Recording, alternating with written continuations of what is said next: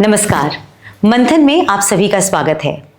2026 अब आ रहा है, बहुत सारी खुशियां लेकर के आपके लिए आ रहा है या क्या कुछ बदलने वाला है जीवन में। हम सब आशंकित भी रहते हैं और मन ही मन थोड़े पॉजिटिव भी रहते हैं। ऐसा लगता है कि 25 जैसा बीता वैसा बीत गया, लेकिन कम से कम जो ये नया साल आ रहा है ये हमारे लिए खुशियां लेकर आए। देखिए, कुछ रोमांचित करने वाली घटनाएं भी घटेंगी, कुछ अनहोनियां भी घटेंगी और कुछ खुशियों के पल भी हमारे जीवन में आएंगे। क्योंकि देखिए ना, जीवन सुख और दुख का संगम है, हम इससे बच नहीं सकते हैं। हाँ, ज्योतिष के माध्यम से हम एक नई राह देख सकते हैं, उम्मीद की किरण मन में जगा सकते हैं और ईश्वर से प्रार्थना कर सकते हैं कि हमारे जीवन के कष्ट कम हो जाए, हमें उनका आशीर्वाद प्राप्त हो ताकि हमारे दिन, महीने और साल आसानी से गुजर जाएं। आज भी हम कोशिश करेंगे 2026 के बारे में आपको सटीक जानकारियां दें ज्योतिष के माध्यम से। और जब मैं बात ज्योतिष की करती हूं तो मैं हमेशा बात करती हूं एक बहुत ही प्रख्यात ज्योतिषाचार्य अमित कुमार जी के बारे में, जो कि हमें मार्गदर्शन देते हैं ज्योतिष का, जो हमें ये बताते हैं कि जीवन में जो भी कुछ घटता है वो घटना ही है, वो तय है। लेकिन हाँ, अगर हम ईश्वर का सानिध्य प्राप्त कर लेते हैं, ज्योतिष का मार्गदर्शन ले लेते हैं, तो वो पल, वो घड़ी थोड़ी आसानी से गुजर जाती है। आज बात करेंगे हम कन्या राशि के विषय में। देखिए, 2026 में अगर कन्या राशि के बारे में बात की जाए, कन्या राशि वालों का कैसा रहेगा ये 2026 का साल, जनवरी से लेकर दिसंबर के बीच में, तो ऐसे समय में कई तरह का परिवर्तन दिख रहा है, लेकिन कन्या राशि वालों के लिए अच्छा ही दिख रहा है। अच्छा कैसे दिख रहा है देखा जाए, देखिए, सबसे अच्छी बात दिख रही है कि इनके व्यवसाय में कई तरह का परिवर्तन होने वाला है, जो बहुत ही शुभ रहेगा। मतलब अच्छा डेवलपमेंट होने का दिख रहा है। सबसे पहली बात ये दिख रही है कि इनके दो शुभ ग्रह जो है बहुत अच्छे परिणाम देने वाले हैं। सबसे पहले जो है इनका शनि भगवान, उनकी स्थिति काफ़ी अच्छी दिख रही है। 20 जनवरी के बाद ये अपने ही नक्षत्र में बैठ जाएंगे और उसके पहले बृहस्पति भगवान के नक्षत्र में बैठेंगे। दोनों में बैठना इनके लिए बहुत अच्छा रहेगा, मतलब शनि भगवान अच्छे परिणाम दे पाएंगे, ऐसी स्थिति में रहेंगे। साथ साथ बृहस्पति भगवान भी बहुत अच्छी स्थिति में दिख रहे हैं, वो अपने ही नक्षत्र में बैठे हुए हैं और वो 18 जून के बाद शनि भगवान के नक्षत्र में बैठ जाएंगे। तो इस तरह से देखा जाए तो आपका करीब 18 जून के बाद शनि भगवान से प्रभावित जन्मपत्री हो जाएगी आपकी, मतलब राशि आपको जो है शनि भगवान से प्रभावित रहेगी। और शनि भगवान आपके जन्मपत्री में अगर अच्छे हैं, अगर आपके जन्मपत्री में पर्सनल जन्मपत्री जो आपके हाथ में होगी उसमें अगर शनि भगवान बहुत अच्छी स्थिति में शुभ है तो आपके जीवन में बहुत शुभता हो जाएगी। तो इसीलिए आपको चिंता करने की आवश्यकता नहीं है। आपको बस इतना ध्यान रखना है कि आपको समय का सदुपयोग करना है। मानसिक स्थिति आपकी बहुत अच्छी रहेगी, आप बहुत स्टेबल रहेंगे, आप बिल्कुल घबराएंगे नहीं, चित्त आपका शांत रहेगा और शांति से आप सही डिसीजंस ले पाएंगे। ऐसी स्थिति में तो आप रहेंगे। बस इस बात का ध्यान रखना है कि आप अपना चुनाव अच्छे तरीके से करेंगे, क्या करने हैं, किस तरह से करना है, इस बारे में थोड़ा विचार करें, क्योंकि आपका माइंड बहुत अच्छा काम कर रहा है, आपको अपॉर्चुनिटी बहुत अच्छी मिलेगी, आपको दैविक कृपा बहुत अच्छी दिख रही है और आपको साथ बहुत अच्छा मिलेगा। अपने जीवन साथी का साथ या आपके पार्टनरशिप में साथ मिलने का, आपके पार्टनर्स का साथ मिलने का, ये सब बहुत ही बढ़िया सा योग बन रहा है और बहुत अच्छा सा पक्का सा साथ रहेगा। मतलब आपका ब्रेकअप होना, कुछ लड़ाई होना, झगड़े होने के चांसेस नहीं बन रहे हैं। ध्यान रखिएगा, ये एक जनरल प्रेडिक्शन है, इसका मतलब ये नहीं कि आपका बिल्कुल ऐसा ही होगा। अगर आपके जन्मपत्री में बृहस्पति भगवान की स्थिति अच्छी नहीं बन रही है, शनि भगवान की स्थिति अच्छी नहीं बन रही है, दोनों बहुत ही ज़्यादा पीड़ित हैं, गड़बड़ हैं, डिस्टर्ब हैं, तो ज़रूरी नहीं कि यह समय अच्छा ही निकल जाएगा, इसमें पर पूरा परिणाम अच्छा आ जाएगा, ऐसा नहीं हो पाएगा। लेकिन किसी की जन्मपत्री में शनि भगवान, बृहस्पति भगवान दोनों बहुत अच्छी स्थिति में और बहुत अच्छा संयोग बना रहे हैं, तो ऐसी स्थिति में बहुत अच्छे परिणाम देखने को मिलेंगे। तो इस तरह से बातें कुछ फ्लक्चुएट भी करेंगी, बातें उस तरह से नहीं मैच पाएंगे। लेकिन यूनिवर्सल तरीके से देखा जाए कि अगर ओवरऑल कैसा दिख रहा है, तो ओवरऑल ठीक ही दिख रहा है, बेटर ही दिख रहा है। चाहे आपकी जन्मपत्री में अच्छी स्थिति हो, चाहे बुरी स्थिति में होगा तो कुछ बेटर ही।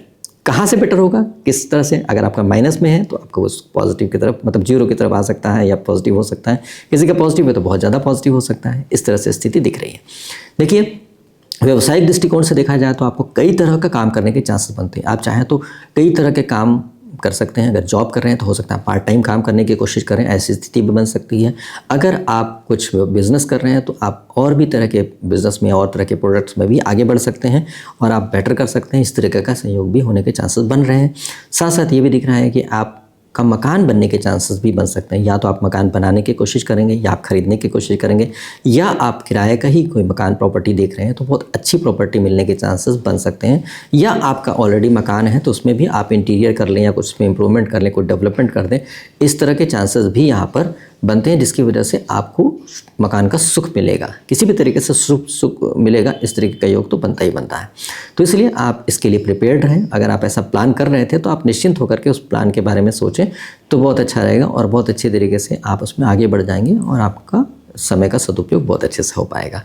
देखिए, आपके संतान से रिलेटेड भी जीवन में शुभता होने के चांस बन रहे हैं, इसीलिए आप निश्चिंत होकर के संतान के बारे में कुछ प्लानिंग करना चाहते हैं, चाहे उनके एजुकेशन से रिलेटेड, चाहे उनसे डेवलपमेंट से रिलेटेड, चाहे उनके बारे में कुछ निर्णय लेना है तो ज़रूर लीजिए, क्योंकि शुभता इतनी अच्छी है कि आपका ये काम हो पाएगा अच्छे तरीके से और संतान के जीवन में इंप्रूवमेंट आ जाएगा, ऐसा योग यहाँ पर दिख रहा है। साथ साथ ये भी बन रहा है कि अगर आप बड़ों का साथ लेते हैं तो आपके जीवन में और भी बेटर होने के चांस बन जाएंगे, मतलब बड़ों का साथ भी मिल जा रहा है। देखिए, जीवन साथी का साथ, संतान से रिलेटेड पॉजिटिविटी, बड़ों का साथ, सब कुछ अच्छा दिख रहा है और पारिवारिक जीवन में भी बहुत मिलजुल करके सबके साथ बहुत उत्साहित होकर सही तरीके से रहने के चांसेस बन रहे हैं। तो इसलिए आपको किसी तरह से चिंता करने की आवश्यकता नहीं है। अब बात ये बनती है कि करना क्या चाहिए। करना ये चाहिए कि बहुत ज़्यादा ही अच्छी तरीके से आपको एनर्जी प्राप्त हो रही है और काफ़ी तरह की एनर्जी प्राप्त हो रही है, तो ऐसी स्थिति में आपको अलाइनमेंट करना पड़ेगा, सोचना पड़ेगा कि किस तरफ बढ़ा जाए, क्या किया जाए। ऐसा निर्णय लेना बहुत ज़रूरी है और आपके मन में बड़ी शांति रहेगी, सुकून रहेगा और बहुत पेशेंस से, बहुत अच्छी बुद्धिमत्ता क्षमता से आप सोच पाएंगे। ऐसी क्षमता तो बनी रही है, तो आप अपनी बुद्धि का प्रयोग करें, समझने की कोशिश करें और सही तरीके से डिसीजन लेकर उस पर इम्प्लीमेंट करने की कोशिश करेंगे तो आप बहुत अच्छे तरीके से बेहतर कर पाएंगे।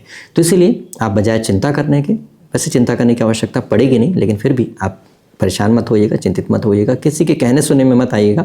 आपका समय बेटर है और इसको इम्प्रूव करने की कोशिश करेंगे तो आपके जीवन में और भी बेटर हो जाएगा और किसी तरह से परेशानी का सामना नहीं करना पड़ेगा।